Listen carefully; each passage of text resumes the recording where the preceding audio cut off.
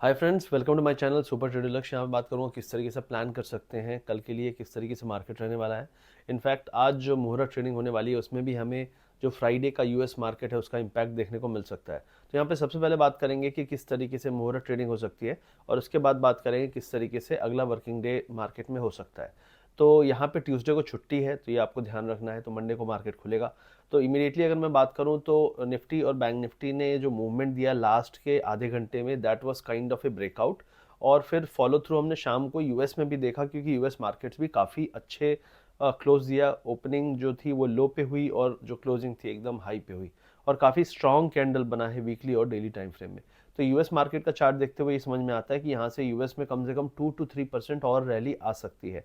Dip में buying, क्योंकि ये ब्रेकआउट काइंड ऑफ स्ट्रक्चर दिख रहा है, तो कोई भी डिप होगी, डिप हो सकती है बिकॉज ऑफ एनी रीजन, वो डिप एक बाइंग अपॉर्चुनिटी हो सकती है। इंडिया में भी हम एग्जैक्टली ब्रेकआउट करते करते रह गए, मतलब हमने किया नहीं, एग्जैक्टली ब्रेकआउट पॉइंट पे हम आके बंद हुए हैं।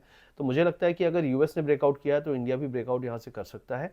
अगला जो एक लौटा दो जो थ्रेट है वो है इलेक्शंस। तो इलेक्शंस रिजल्ट्स में भी काफ़ी टाइम है, 3 दिसंबर। ऑलरेडी हम एक बार काफ़ी गिर चुके थे, उसके बाद वापस से एक बाउंस आने के चांसेस हो सकते हैं। तो राइट नाउ जो लेवल्स है उनकी बात मैं कर देता हूँ। तो आज मुहूर्त ट्रेडिंग में मुझे ऐसा लगता है कि जो बेस्ट पिक होना चाहिए वो होना चाहिए आईटी। आईटी अच्छा परफॉर्म कर सकता है यहाँ पे। जो भी आईटी स्टॉक्स हैं, जैसे टेक महिंद्रा काफ़ी तेज़ भागता है, आपका माइंड ट्री काफ़ी अच्छा मूव देता है और टीसीएस भी ठीक ठाक मूव देता है आजकल। तो इन पे थोड़ी नज़र रह सकती है, आईटी स्टॉक्स थोड़ा चल सकते हैं। उसके अलावा बैंक निफ्टी में यहाँ पे हम जो लेवल्स की बात करें तो 43,820 पे क्लोजिंग है। मुझे ऐसा लगता है आज 44,000 पार हो जाना चाहिए और क्लोजिंग 44 के ऊपर ही होनी चाहिए। अगर 44 के ऊपर क्लोजिंग होती है तो मंडे को फिर से आपको एक अच्छा बिहेवियर दिख सकता है। एक लौता जो थ्रेट है यूएस में, जो मूडीज़ हैं उनकी जो रेटिंग है उसको थोड़ा निगेटिव किया गया है, तो वो इकलौता एक नेगेटिव है। तो अगर वहाँ पे कुछ ज़्यादा रिस्क बढ़ा तो वो थोड़ा एक प्रॉब्लम हो सकती है। तो मेरा मानना है कि 43,820 जो क्लोजिंग है, 44,100 के ऊपर निकलने पे हमें एक अच्छी रैली मिल सकती है। तो यहाँ पे अगर लेवल की बात करूँ तो 44,000 के ऊपर क्लोजिंग अगर मिली तो हमारा 44,600 700 तक का लेवल खुल जाएगा। डिप में बाइंग अपॉर्चुनिटी बेटर होगी। हम एक 21 मूविंग एवरेज है एक्सपोनेंशियल, उसके ऊपर क्लोजिंग देंगे ऑफिशियली। तो उसके ऊपर क्लोजिंग देने पे हम थोड़ा सा स्ट्रांगली बाय द डिप होने लगेंगे, तो ये आपको बिहेवियर देखने को मिल जाएगा। तो मेरा मानना है कि अगर मुहूर्त ट्रेडिंग में आपको यहाँ पे 44,100 के ऊपर क्लोजिंग मिल जाए, या फिर हो सकता है लास्ट के 5-10 मिनट में आपको एक रेड कैंडल भी मिले, तो वो कोई डरने वाली बात नहीं होगी। वो एक साइन होगा कि मार्केट बार बार डिप दे रहा है, लेकिन डिप के बाद बाइंग भी स्ट्रांग हो रही है, जो कि हमने कल फ्राइडे को भी लास्ट के 1 घंटे में देखा, आधे घंटे में। तो ये चीज़ आपको ध्यान देनी है। निफ्टी की तो 44,700 तक लेवल खुल जाएगा, 44,100 के ऊपर, लेकिन वो अगले हफ्ते के लिए है। इमीडिएटली मुहूर्त ट्रेडिंग की क्लोजिंग इंपॉर्टेंट होगी अगले हफ्ते के लिए। निफ्टी की बात करूँ तो 19,425 पे क्लोजिंग है। इमीडिएट जो रेजिस्टेंस है, यहाँ पे एक ट्रेंड लाइन आती है नीचे से, तो उस ट्रेंड लाइन का जो रेजिस्टेंस है 500 पे है, 19,500 510 पे।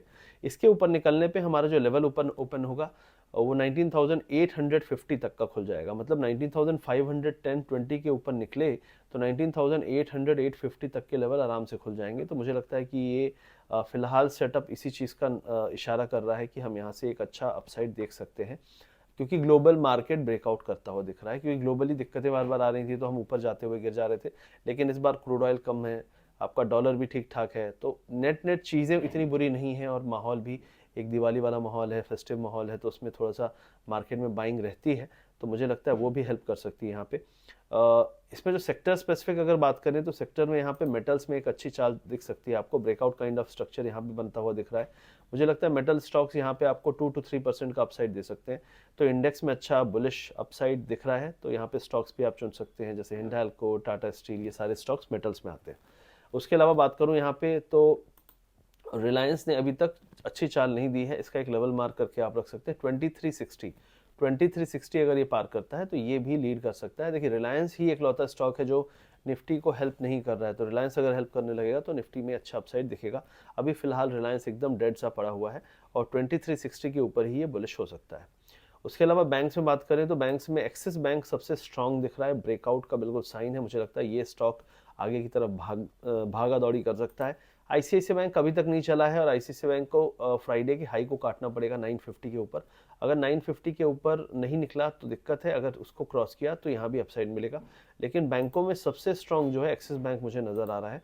अभी रिसेंटली में एसबीआई में भी अच्छी अपसाइड आई थी, लेकिन एसबीआई को 584 को निकालना पड़ेगा अगर यहाँ पे अपसाइड 600 615 तक का चाहिए।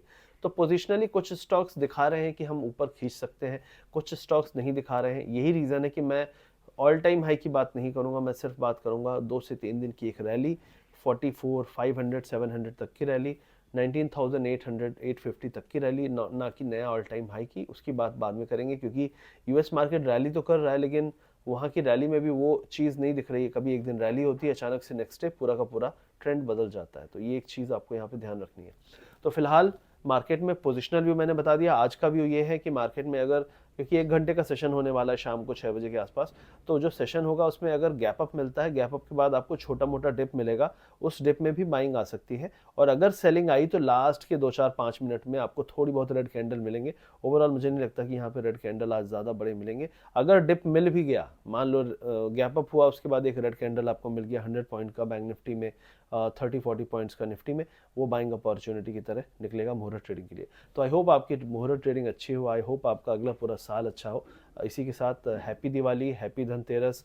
आई होप आपकी दिवाली अच्छी जा रही हो। अगर आप हमसे सीखना चाहते हैं तो एसटीएल सुपर ट्रेडर प्रोग्राम में दिवाली में DIW40 कोड हमने एक्टिवेट किया है। 40% फ्लैट डिस्काउंट है। वीडियो के पिन कमेंट में आपको लिंक मिल जाएगा, लिंक क्लिक करिए, हमारा ऐप है वहाँ इंस्टॉल करिए, आपको वहाँ पे कोर्सेज मिल जाएंगे, वीकली एनालिसिस वीडियोस मिल जाएंगे, और प्री मार्केट सेटअप हम बता देते हैं, मार्केट का सेंटिमेंट बता देते हैं, जिससे आपको ट्रेड करने में आसानी होती है। क्योंकि कई लोग समझ नहीं पाते ना दुनिया में क्या चल रहा है, मार्केट का सेंटिमेंट क्या है, कैंडल स्ट्रक्चर लग रहा है उनको कि गिरने वाला है, उठने वाला है, लेकिन हम बता देते हैं नहीं, ये धोखा है, मोस्टली मार्केट ऊपर ही जाने वाला है, आपको ऐसा दिखाया जा रहा है। तो इन सब चीज़ों से लोगों को काफ़ी क्लैरिटी मिलती है।